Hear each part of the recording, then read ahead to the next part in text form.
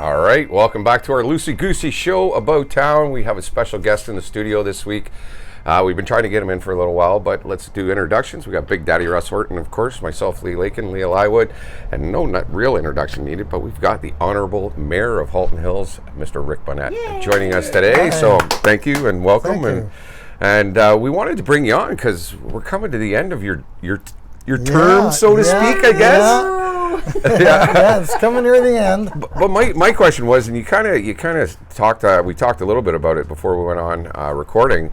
How long, including being on town council, being a ward councillor and stuff like that, how long have you been serving the town of Halton Hills? It'll be 40 years. 1982, I got elected. Wow, as a councillor. Yeah, as a councillor. I had a full head of hair then, and I had a beard actually. And times changed. You're still doing all right. Yeah, you got some coverage up there. But 1982, so 40 years. Wow. I was one term as a local councillor. Right. Then in 1985, I ran regionally up until Mayor 2003.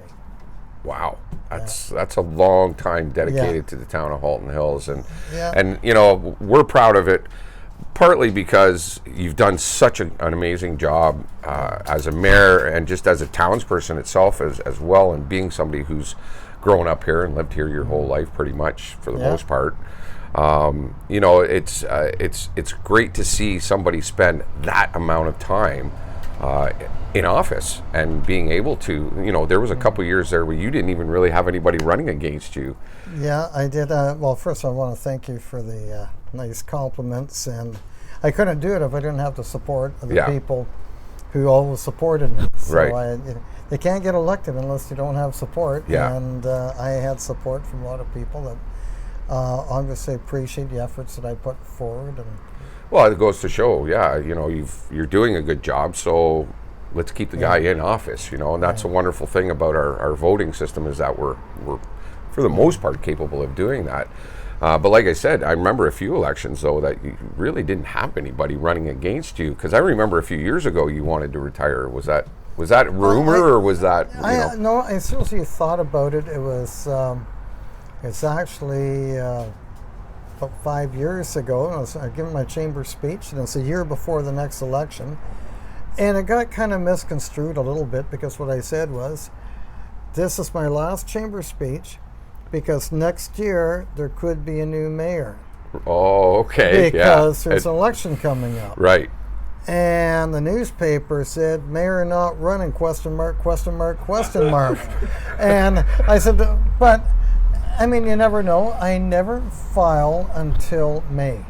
Right. I'm superstitious. I always file on a Tuesday, and it's always in May. Always a Tuesday and in May.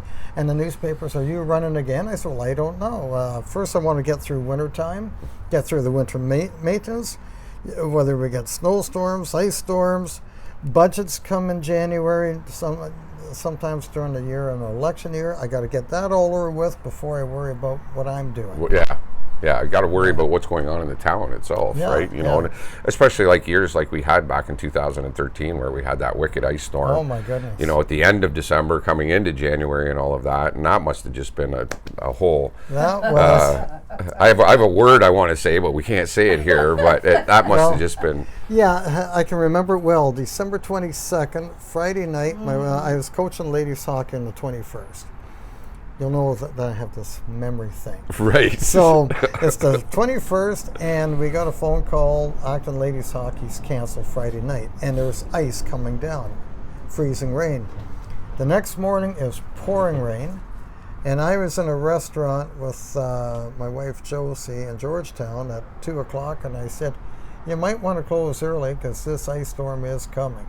And it's just pouring rain. So we got home. And then on Saturday night, we're watching a hockey game, and then just around 10 to 10, the power went out. Yep. And the ice that came down, and I, just like anybody, we're up all night long, in bed, hearing crack. Everyone in the Glen. I remember that because of the crack of the trees was just ominous. It was horrible. Very eerie. Yeah. Then the next morning, I got up, and I wanted to check around. And I put my snowshoes on because they got little metal clippings because my driveway's on an incline. Otherwise, I would have slid on my butt right down into the road. So I'm walking around. I got across the street and looking at the trees in my backyard, the neighbors apart. So then I came back in, and I had a phone call from then the president of Fulton Hills Hydro, Art Skidmore. And he says, this is bad. It's really, really bad. I said, is it? Yeah. He says, come down to that. So we have emergency planning. When we have an like this, we have the fire department, fire chief, the CAO, myself, Art, and it was in real bad shape. And then some power came on around 5 o'clock that night, but Monday we still had people without power. And the timing was terrible because Christmas Eve was like a Wednesday, Christmas Day was a Thursday, or it might have been Thursday or the Friday. I think it was Thursday or the Friday. At the end of the so nobody could come forward. Nobody was coming forward from any other hydro utilities because they got their Christmas parties, they got their family until Christmas Day that afternoon. And I can remember I saw 5 trucks coming in from London. Yeah. Within 3 days, a lot of people don't realize this, we had 12 hydro utilities that came from all over. Ottawa. Yes. We had Welland. We had London, all over. I remember hearing that. Yeah, coming in, and a lot of people, you don't appreciate your car until it breaks down. You don't appreciate your hydro until it breaks down. Right.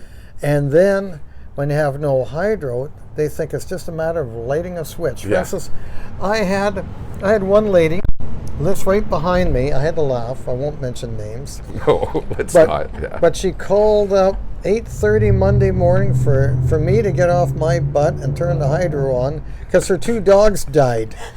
I said, well, they're probably rodents and dogs. But anyway, so she drove all the way down to the town hall. And if anybody drove between Acton and Georgetown, there's trees down, cars in the ditch, caked and ice. There's cars. What were you doing? Listening to music and not paying attention? She got to the town hall. We had no power at the town hall. We had to get a generator. And we had a few staff in there just to take the calls. And then she knocked on the door. She said, I want my power on. And where she lived, it's not like out here. You look across the street, you got a power line. Her power line was in the backyard shared within neighbors. Right. And it was all broken. I mean, it took 5 days because you're going to make the decision. So Monday, I'm going to ramble a little bit because I remember it well, but Monday, the Georgetown Marketplace is open. Right. So the type of email you get or phone call. How ridiculous. You're worried about the Georgetown Marketplace. What about putting our hydro on? Well, first of all, Georgetown gets the grid from Brampton. We get ours from Elora, one of the feeder systems. But it's not a matter of turning on a switch. No. And I told the guy, it's not. I said, but have you been to the marketplace? Because I went by, and all the businesses there were chipping in. They're letting people charging their phones. So you could get a hot meal. Get warm. The businesses there got it. Hermana Henderson, the manager, she told people. She's amazing, Yeah, let people charge their phones, and but it wasn't a matter of just flipping the switch and go. But I had a Twitter account, and I just set it up, and I had about 120 followers within 5 days. I had over 1,000.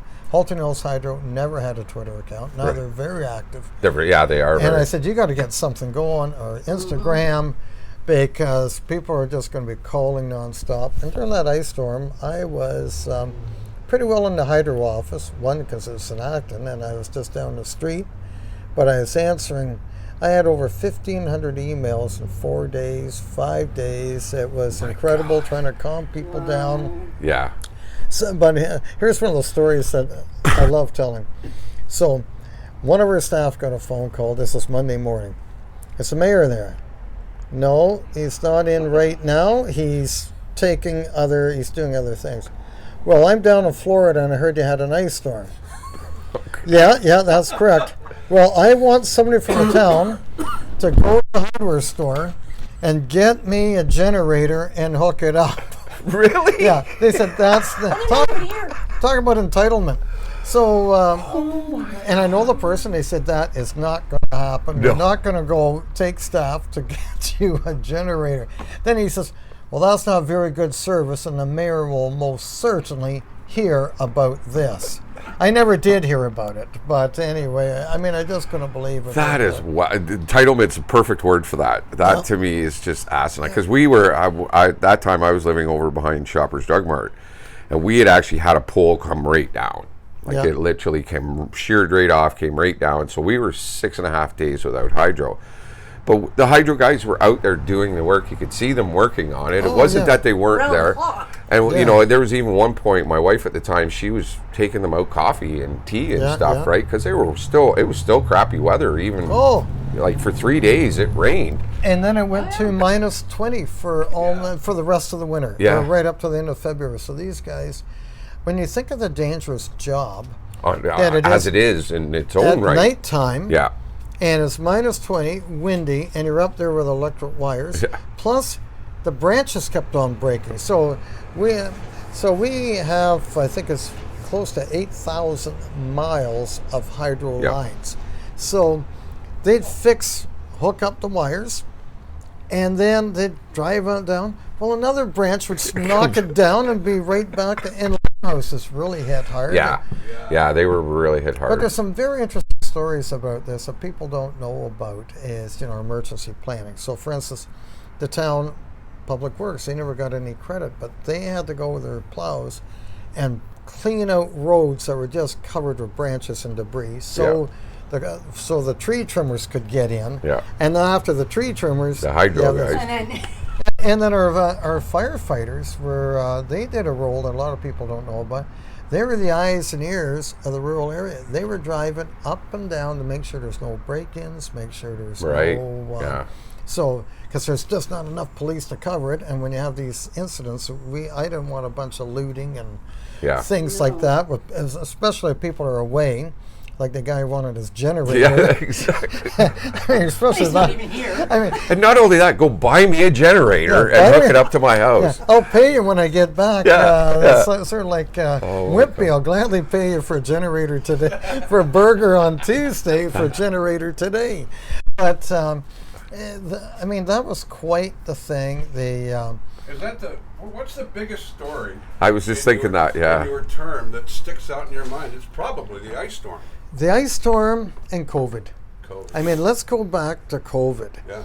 I was in Montreal for a weekend getaway in 2020, and we're talking about COVID and how it's in China and how it's spreading. Yeah. And then we came back, and then how things came so quickly. By March, I can remember the premier coming out and said, look, everybody enjoy your March break, but be careful. And then by 2 days later, no, you're not going away March break. Yeah. It was just changing so rapidly.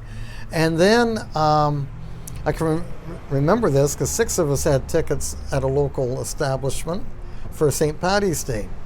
And the premier came out. There's going to be St. Paddy's Day tomorrow, which is falling on a Tuesday that time. Yep. Tuesday the 17th. So here's the 16th at noon hour. Premier Ford says, enjoy yourselves, just be careful, use social distancing. 4 o'clock, the bars are shut down. That's how quick. Yeah. And when you think about it, myself included, I was one of the worst ones. When I went in a grocery store, I had those blue gloves to touch cans to pick up dog food because nobody knew. And some of the directives we had, for instance, the leash-free zones, the off-leash, they were closed. The parks were closed. The skateboard parks in the spring were closed, and the kids would just knock down and go back in there and play. And all these regulations, but they're all sent by the province, and then people will call me up. Why are you doing this? Why are you doing that? Yeah. And then people were concerned about their parties. Somebody next door would have 25 people in their house, and it's Mother's Day, and I can't have anybody visit my mother, so call bylaw and chasing people around. But at the end of the day, we didn't want to be heavy-handed here in Halton Hills, because I like to still say small town living at its best. Right. So we used the opportunity to educate people. Bylaw would say, look, you got 20 people, you're not all family. Pack it up and go. Your people at the park, pack it up and go.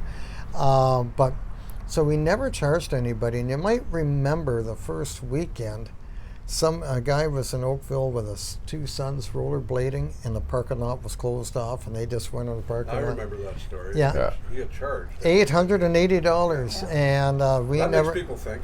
Yeah, but I mean, they would have known that. Stool, big guy. But you know what's really. Stool over there. So what's really strange about the whole thing is, kids weren't allowed to play catch in the park. You weren't allowed to play catch. You weren't allowed to go on the grass. Only walk on fairgrounds in Georgetown, walk around the side. And one day I saw a bird trying to kill a squirrel. So I got out there and chased this raven away, and the squirrel looked at me, instead of thanking me, jumped on my leg and tried biting me. I guess the squirrel said, I had enough with this. Even the squirrels have had enough. Yeah, the squirrels had enough. But I would say the ice storm and the COVID, because the COVID, we didn't know enough, the science table didn't know enough, and the rules were changing. Especially that first year, because we had so many changes going on, even that first 6 months, because like you said, even the scientists didn't know enough yet at that point. Enough. So, from 8 o'clock in the morning news conference to a 4 o'clock in the afternoon news conference, you could have all these changes that have just all of a sudden been, thrust upon you. And there was some decision making that I couldn't defend. But people, they don't bother calling their MP or MPP. Oh, I got to tell the mayor. Why can't, I didn't get this. For instance, a local little restaurant, coffee shop, has to be closed. The hairdressers have to be closed. The barbers have to be closed. Yet you could go to a large store, Costco, let's say, Walmart, and have a hot dog with 300 of your new best friends. Yeah. But the little Ma Pa restaurant, they're shut down. They got pressure. The hairdressers, whatever. So, I mean, there's stuff that I couldn't even defend. But one thing I'm proud of that a lot of people won't know about this was the second year. And thank God for our volunteers that coach hockey and figure skating, because you're on 4 weeks, shut down again. Yeah. Then you get everybody back on, shut down again. But you weren't allowed to play. So one thing we did, we built a lot of ice rinks around town because I'm a strong believer to exercise. But then you weren't allowed to play shinny. So I had a meeting with Doug Ford and Christine Elliott, and I was with the small urban mayors, so I got to ask questions. So I asked the premier directly. I said, physical exercise during this time when kids are cooped up and no school or online, they got to burn off energy. Yeah. What's wrong with 2 kids on an outdoor rink with a stick playing shinny, firing a puck? And to his credit, he says, I don't have a problem with this. He looked at Christine Elliott, and he said to Christine Elliott, Minister of Health at the time, do you have a problem with that? She says, well, as long as it's not a real game, but a little shinny.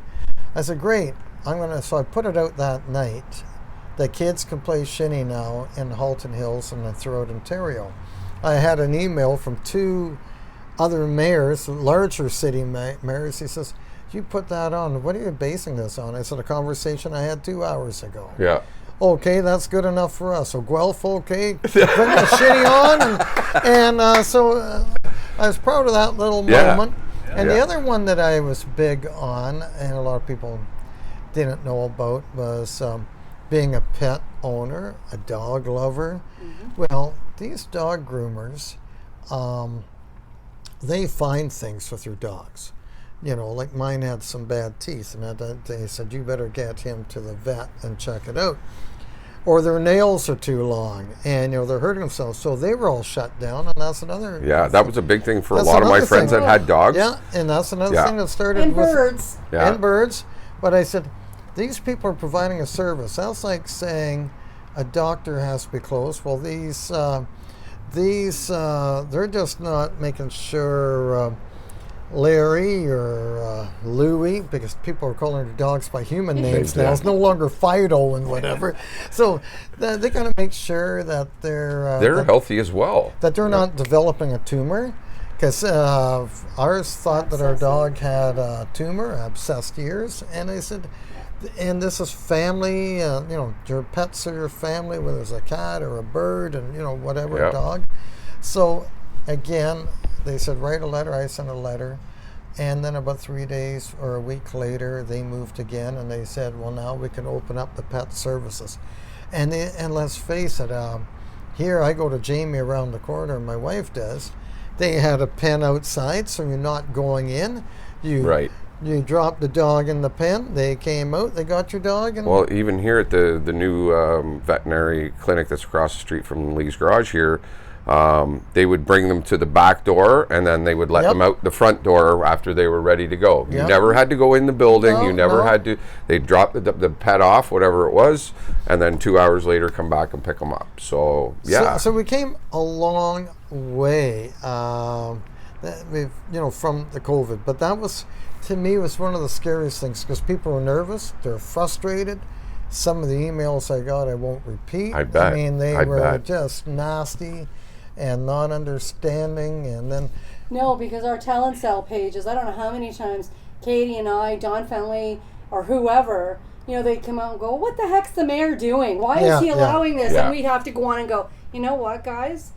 Cool it. Well, it's not Rick making these decisions. So well, people don't know the levels of government, so they go to the local one, and people should really get educated. I they totally really should get educated of who does what. Yeah. Well, one of my funniest stories not funniest, but humorous story anyway, was when we had the new mailboxes, super mailboxes. Mm-hmm.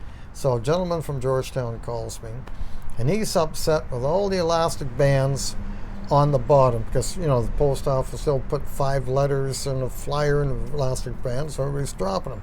So he calls me up. He phoned me up, and I said, well, thank you very much for letting me know. This is Canada Post. It's run by the federal government. Right. So I'll let Mike Chong know that, you're concerned, and pass it on. Guy says, oh no, Mike Chong's far too busy to get a call like this. So don't tell him I called. Well, what am I, chopped liver? Yeah. But again, he called the mayor up for a federal issue. Yeah. I get that a lot. I mean, every mayor does. I mean, it goes with the job.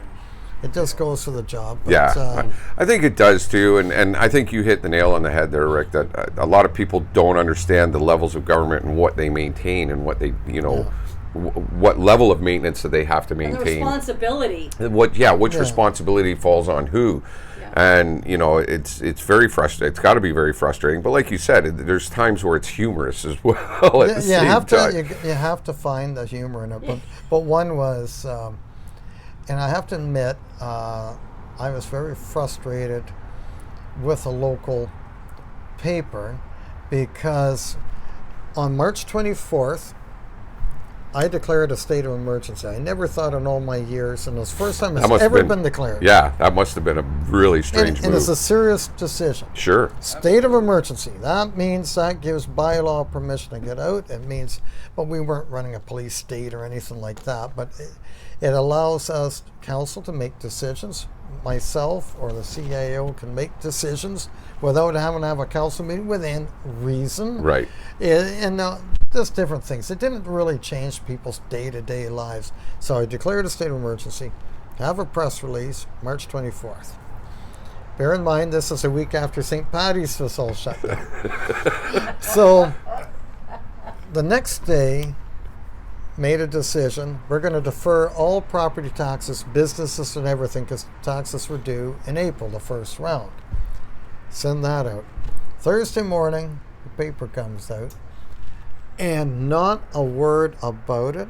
One councillor read the paper. 11 out of 13 articles were outside St. Catherine's editorial, this and that, nothing locally. Well, now people haven't heard from me in a week. Right.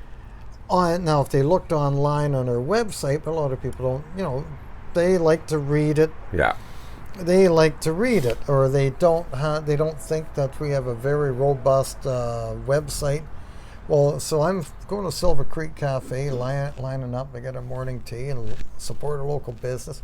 I look at my BlackBerry, and here's this guy. And he emails me, "What are you doing? Are you isolating, you useless piece of flesh?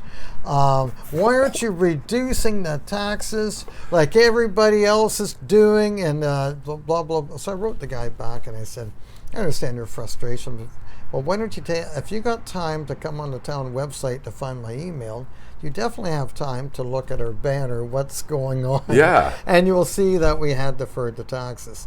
So unfortunately, the paper comes out on Thursday, and it came out a week later. So it's already 2 weeks news that there's a state of emergency declared, and it wasn't even front page, which I thought that was a front page story. Never been happening. I thought. I do agree with that. Yeah. And, that would be the first thing I would lead off with on our show here. So but the paper changes. They're trying to get back into it, and we have a couple other media outlets, and you guys are out there. But I can remember the hospital. That was one of my first challenges when I was mayor.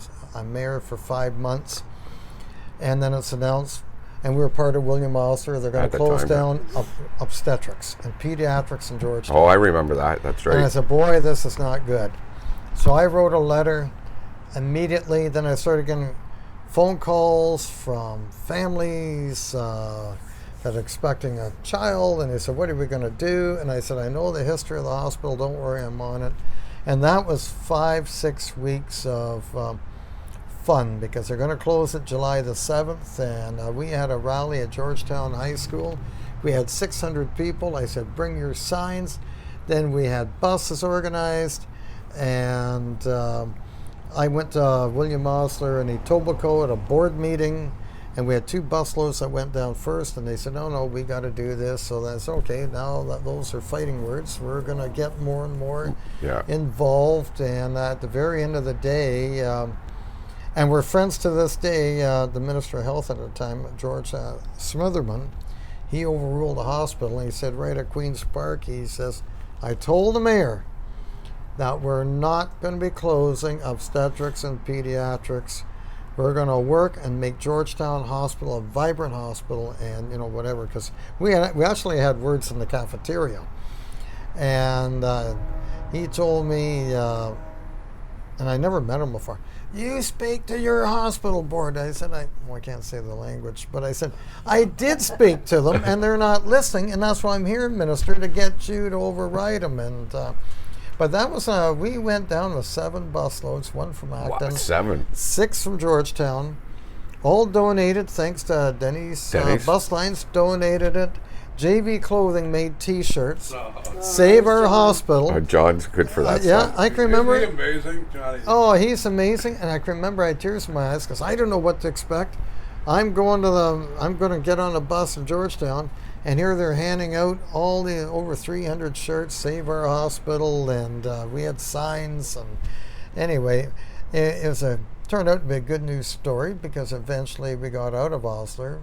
And today, Osler's a good organization, but back then they had some struggles back then. Oh, they had struggles, and they had a dictatorship that was running the hospital.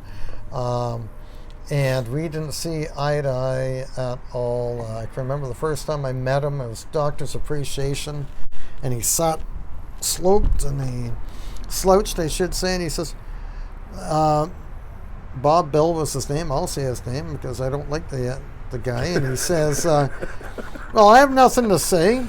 Get the mayor to talk. And I said, I can't believe this. You got these doctors and everybody else, and you just don't. And then about a week later, we went to war. And we went to war for 5 weeks. And came out on top. Came out on top, and he lost his job. And then last I heard, he was working in Britain. And I had a phone call, I had an email, and somebody from England called me because the hospital he's working at, they were cutting back.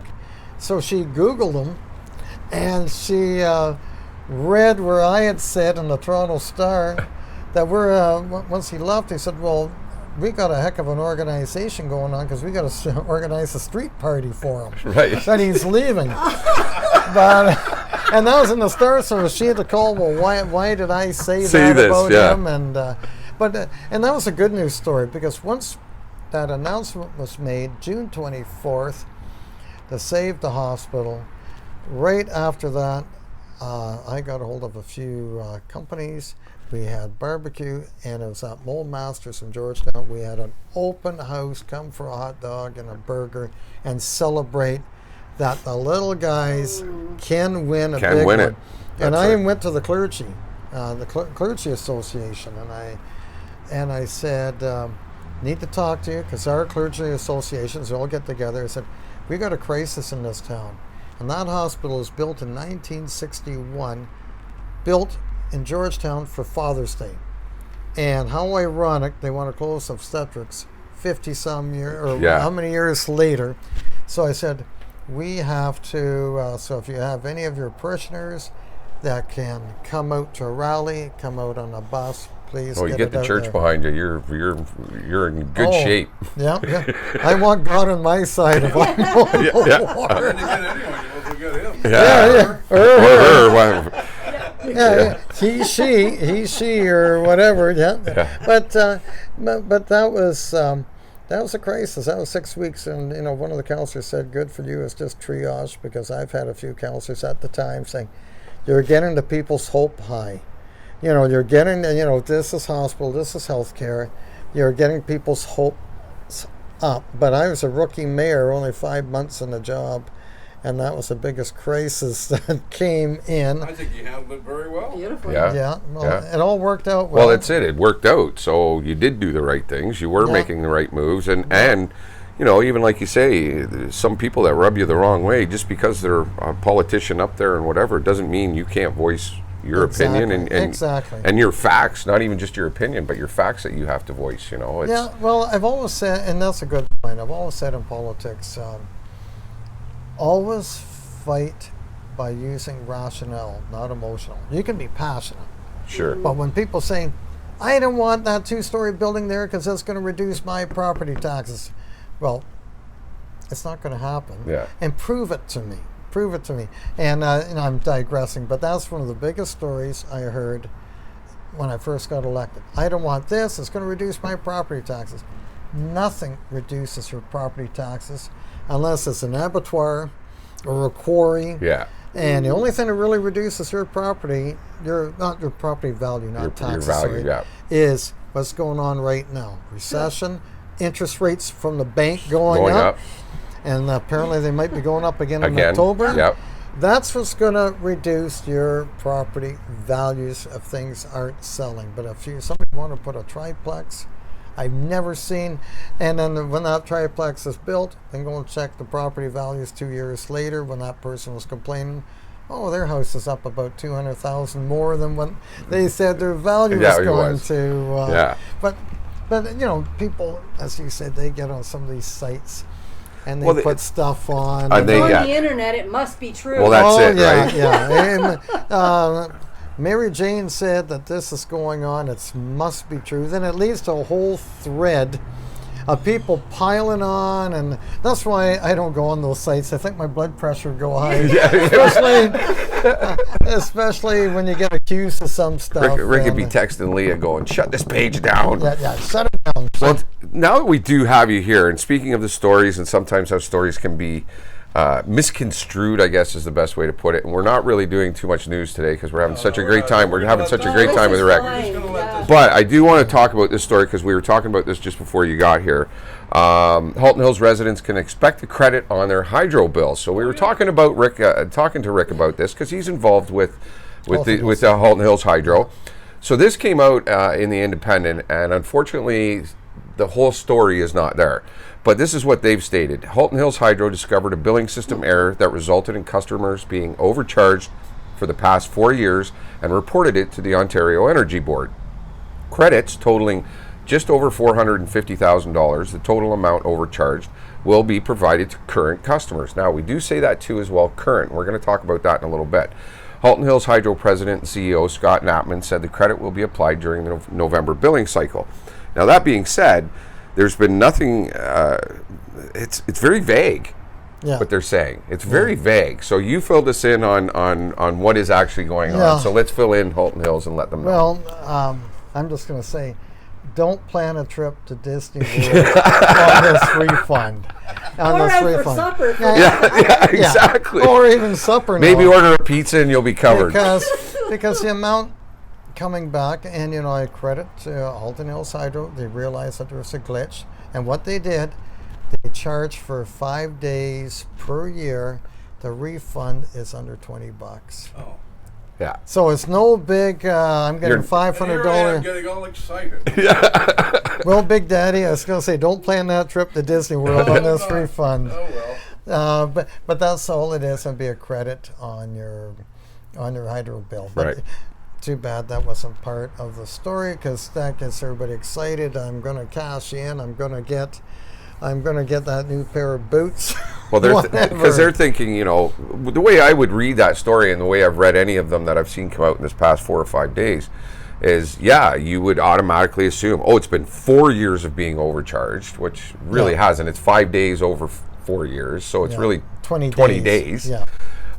So, and obviously the increase wasn't drastic in the sense that they, where they charged 13.5 cents a kilowatt, and they were dinging people for 56 cents a kilowatt. Yeah, it was very minor and minuscule, right? So, while we had you here, I just thought we'd get that on there and talk a little bit about that. And it just goes to show people that you need to educate yourself a little bit better before you go jumping to these conclusions that, because GST did the same thing, that, we were going to get these rebates because of the carbon tax on our GST checks.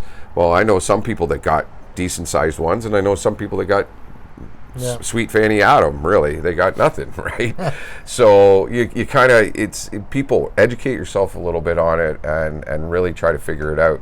You can go on the Hydro website too, I'm sure. Absolutely, definitely go to the Hydro website. We highly recommend it, and educate yourself a little bit about it. And those current customers and not current customers, you're not missing a whole. Well, that's it. Yeah, like if it was a $500 rebate, I could see customers, because you got customers over 4 years. They could have moved out 2 years ago, and they've got 2 years worth of. I say, I could use $200. Sure. Who couldn't? Pay my groceries. Fill my car. These days it takes that much to fill your car. So absolutely. Well, we're going to wrap things up here. We want to thank Rick for coming in. We're not going to do too much news today, but we are going to talk a little bit about this, because you're heading there, I guess, after this. Yeah. We've got, after a 2-year hiatus, the 109th edition of the Acton Fall Fair is opening, and after 2 years, this has got to be a good feeling for you to be able to go there and do the opening ceremonies. My goodness, and I can tell you, people are anxious to get out. I was at a couple weeks ago, downtown Georgetown, for the car show. The car show, yeah. And at any one time, there had to have been 1,500 to 2,000 people. It was plus it was a beautiful, beautiful night. It was packed. People are anxious to get out. Last weekend was the Georgetown Fall Fair. Unbelievable. Record numbers, you figure? Record numbers. Had to be. Yeah. I saw more people than I probably saw. 4 deep. Yep. And I wasn't there Friday. I did the opening on Saturday, and it was packed, but I heard Friday was packed. So Acton has a tradition, normally getting around 10,000, 12,000 people over 3 days. I think it's going to be record if the weather holds up, if the bees can stay away. That too, yeah. If they're hungry this time of year. But anyway, it's going to be a wonderful event. People are, I think, really anxious to get back to their tradition, get their life normalized, be normal.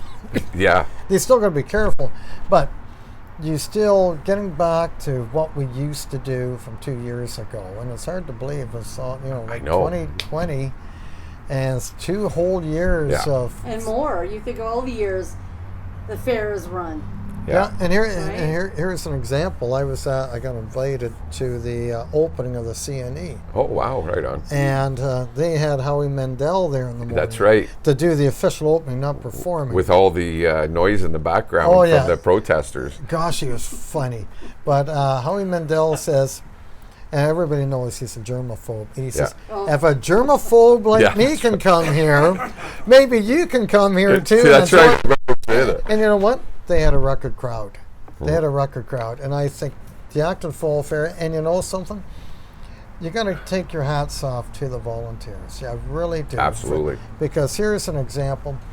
Last weekend, I took my dogs to the park, and there's 5-6 people from the fair at the poultry barn with their tractor. They're working. They're putting up snow fencing up by Monday mornings, for the tractor pull. And when the fair comes, people pay their money and they go in. Well, gee, that was a pretty good fair.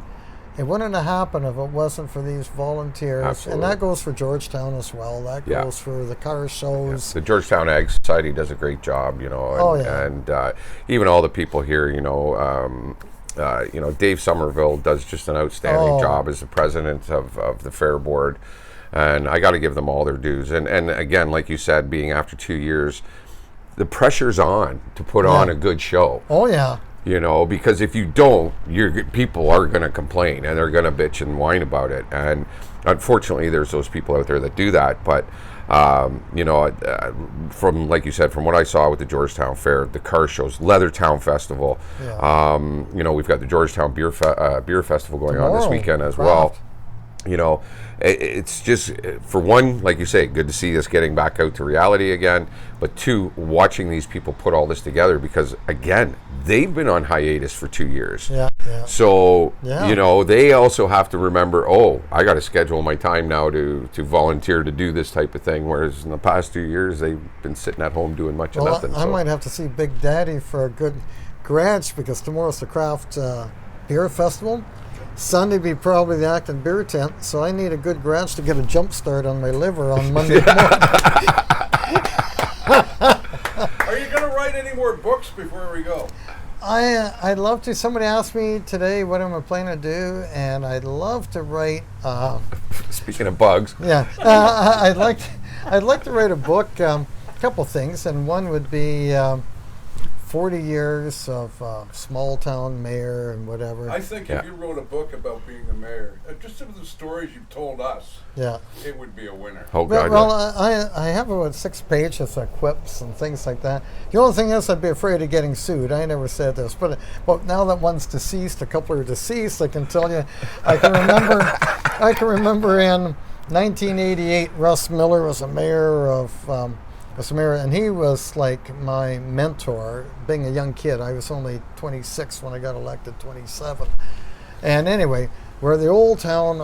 We built this new town hall that we, now, before we've been in the squeezing room. And Cocheco sent us a letter. We would like to cover your meetings and everything else. And we never had this before. And that's before you had the freedom of information. So Russ says, well, I got this letter from Cocheco, and meetings are a lot less formal. And so what do you think? I'll never forget one counselor, and he had a big booming voice. He stands up, and he buttons his coat up, and he says, Mr. Mayor, I think this is a great idea. I can't think of a better way that a counselor can expose themselves on TV.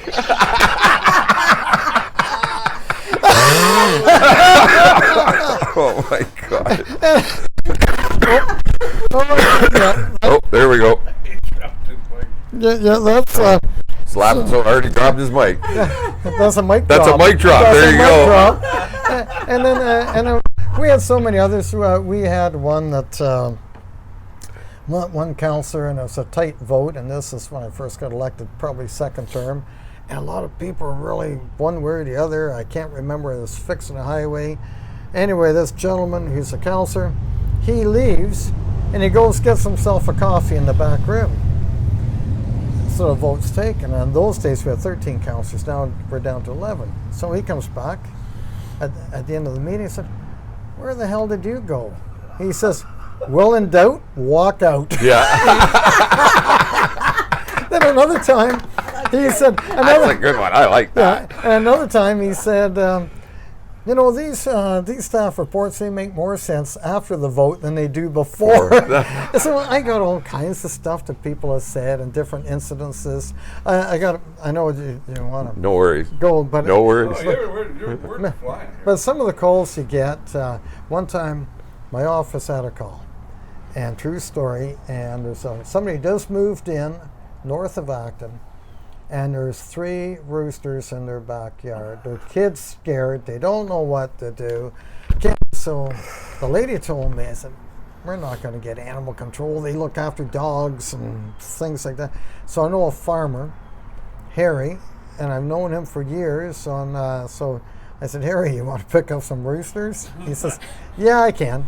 So he drove up and he says, yeah, so he picked up the roosters, and then he called me back. He says, I got the roosters. We're going to tell these people from the city it's only 1 rooster and 2 hens. Right. You're not going to have 3 roosters. Yeah. And he said, but anyway, he had them for about 2 years, and unfortunately, coyote kept on getting one at a time on the rural area. But there's another story, silly story, you know. Silly stories that people, I think, would enjoy. Absolutely. Without writing names, I'd like to know a real good ghost writer, because help put it together. Like I did write a children's book, and I know, yeah. Should actually talk to Harry across the street, because he does a lot of ghost writing for Chris at Acting Up.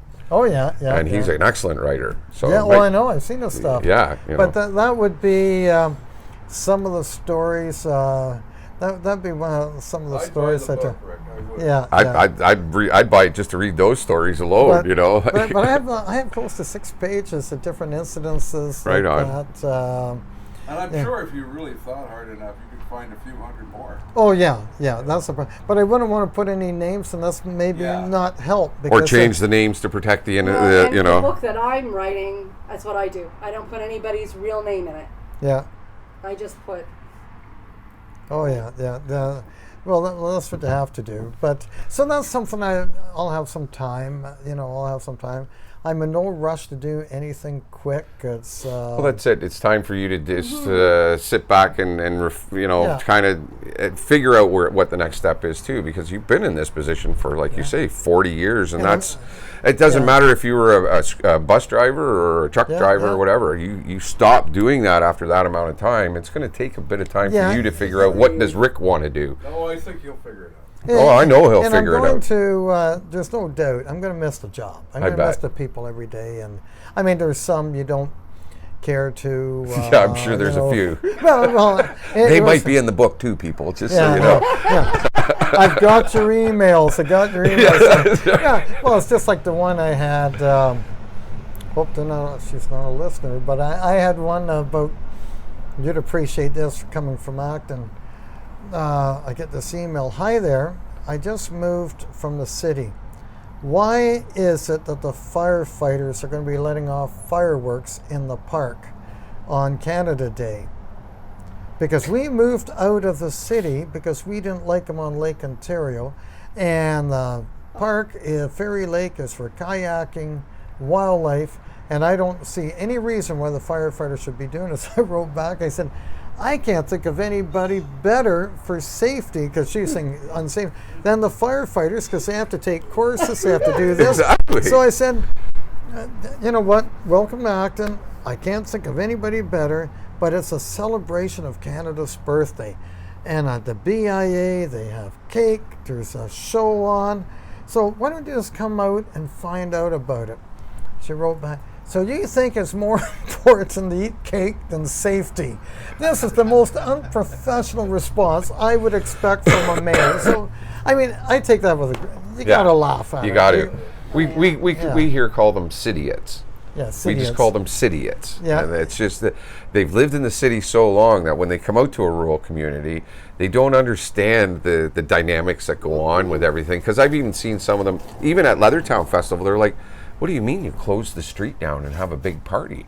So, well, they do it on the Danforth. They do it in Yeah, but these people never go to them, so they don't understand what it's about. And it's like, well, it's a celebration for the town or the city and in Canada Day's country, it's Canada. Canada Day. Like, and then like even us having the year where we had the most Canadian flags out. That was awesome. That's awesome. Another thing you can put in your book. 17,063 flags. Yeah. I'm so proud of that. I had 2 here out. So and when the snowbirds came by. Yeah. And they did a second run and then tilted their wings. Yeah. Wasn't that incredible? Sends a chill. I'm actually goosebumps. Yeah, Literally goosebumps. I'm getting it now. Yeah. But that's another proud moment. I was the name as mayor that this organization. Because you and I were actually together that day in the Glen when they when they did the flyby. Yeah, it was. And it was, Sarah was part of that too as well. Sarah, what was Robson? what was her name? Oh, Sarah.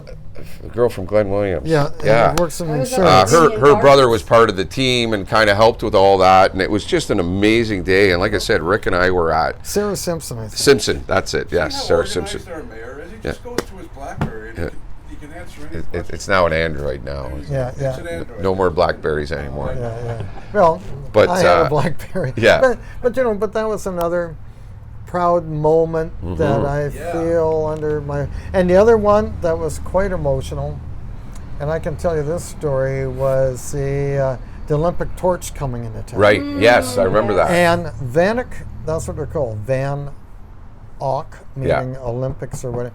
They came to see me and they said the Olympic torch is coming to town. Great. And they're going to come to Georgetown. Great.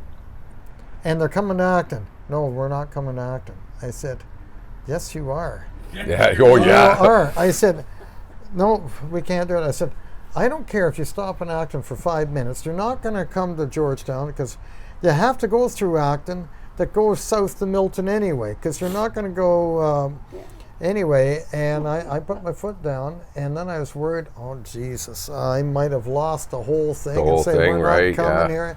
Anyway, it was a very emotional day. I saw people in Georgetown with tears in their eyes when came through at 6:30 in the morning, came to Acton. I'd say the only other thing above that was when Terry Fox came through. Yeah. I ran with Terry through town, like all the track students from Acton High School at that time.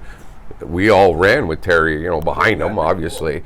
And not knowing how big that was going to be. No idea how that turned out, because at that time, it was big at that time. But not to the extreme we thought, that we see today with the Terry Fox run and everything that goes on. The Bulldogs winning the cup. That was big in my mind too. The Bulldogs winning the cup. When I was first mayor, the Raiders went to out west, Weyburn, Saskatchewan. They won the whole thing. The crowds were packed. Remember that very well. Yeah, those were amazing. We've had a lot of good milestones, and I'm glad we got this chance to talk to you before you were out of office, and from all of us just to say thank you. Absolutely. And thank you. service. Thank you for having me. Even after you're not the mayor anymore, you still have or maybe do a rundown on the election results. Maybe we'll work on that. Analyst. I hate to say it, he's always going to be the mayor. And that's the thing too. I wanted to mention was the amount of people we have running this election as opposed to our last election. The numbers are really up this year. Well, like Ward 2, the rural area, there's 8 running. Yeah. And last time there was 3 running. Yeah. In Acton, there's 3 running. Last time we had 5 running. So it is some perception that we have more. But 5 running for mayor. Last time there's 3 running for mayor, including myself. So it's I tip my hat off for everybody that's putting their name forward. But I will say one thing: the first person that says it's time for a change, I would not vote for him. I'll tell you why: because you're not thinking for yourself. You're putting down your opponent, saying it's time for a change. That slogan's been around 100 years. Show some show some imagination. I was just going to use that word. Show some imagination. Yeah. If that's all you got, it's time for a change. Yeah. Well, I want to give you the time of day. Exactly. Quite frankly, and I feel very strongly about that. A lot of people got slogans, and that's great. That's showing imagination, creativity, because you have to have creativity on council. Absolutely. To problem solve.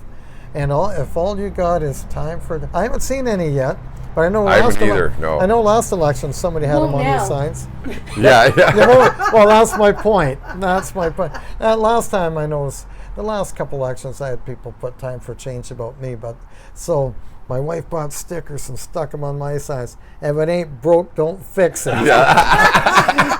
Josie. Love you, Jose. Yeah, she said, if it ain't broke, don't fix it. She had a bunch of them and stuck on my signs. You have to remember, Josie, she ran the Acton BIA for quite a while. 15 years. Yeah. And the Leathertown Festival. So both of you have put into the community. Oh, big time. Yeah. Big time. You've earned your deck chair in Wasaga. There you go. There's a slogan for you. I've earned my deck chair. Yeah, I've earned my deck. But it's funny when you said last night I went out, Josie and I went out to dinner, and there was a person at the establishment, and they said, I just got back from 3 weeks in Portugal, and it was really strange not seeing your name on a lawn sign when I came through town. Oh, right, yeah. I said, it's I said, it's strange for me too, seeing my yellow and blue with a rabbit on it. Right, yeah. You know, bunny. So you can sit back and relax and eat corn chips and watch everyone else. It's funny because I say that to a couple of people. I said, what are you going to do? And I can't say on radio, but I impersonate eating popcorn and watching the show. Yeah, pretty much. So you said the corn chips? That's exactly... Stress-free. That's right. Yeah, you've earned it, my friend. Yeah, eat the popcorn and just watch what's going to go down. Well, we're going to let you get to the fair. You've got some work to do. Yeah. And we just want to say a big thank you for your service and for just... You've been a big supporter of us and our news and radio and all of that as well. You always make time for us, and that just goes to show your integrity, and to us that's it's an amazing thing. Absolutely. Yeah. I think we have become kind of friends over the years as we've been doing all these events, and it's time for a change. For me to have a change. Correct. Yeah, for me, it's time for me to have a change. That's but one thing somebody asked me, they said, "Are you going to be coming to the council meeting?" I said, "No, I'm not going to be one of these people that's going to be in the rearview mirror, hoping that the next council falls flat. I want to encourage the next council." Absolutely. And that's really, I want them to be encouraged, because we know there's going to be changes. I think there's at least 4 right off the bat, because I'm not running, Councillor Brown's not running, you got 2 running regionally, 2 running for mayor. So right there, I think that's 4 or 5 that aren't going to be back. So I want to encourage, I live in this town. I want it to thrive. I don't want anybody to fall. I mean, why would anybody? And there are people. Well, you got those negative naysayers that want that to happen. They want to see we got to bring Mayor Rick back because they've made a catastrophe of it. And Rick's not coming back. No, it's a changing of the guard. Yeah. Josie, she'll tell you he's not coming back. Yeah. You've talked to her recently. I'm friends with Josie. I know you're. I don't know if I should be getting jealous or not. Anyway, thank you so much for having me. It's not a been problem. A pleasure. Well, thank you all for tuning in. It's been an extra long episode, and we're glad that we had the Honorable Mayor Rick Bonnette on board.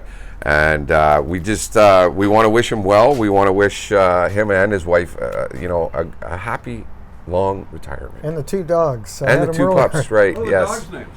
Lucia and Naya, and I brought them into work today. Oh, wow. Yep, they're working dogs. They're working dogs. Yeah. We're going to teach the dogs how to take over. Yeah, that's what we're going to do. So you're heading to the fair. Yep. We're going to finish up, and thanks everybody for tuning in. Have yourselves a great week.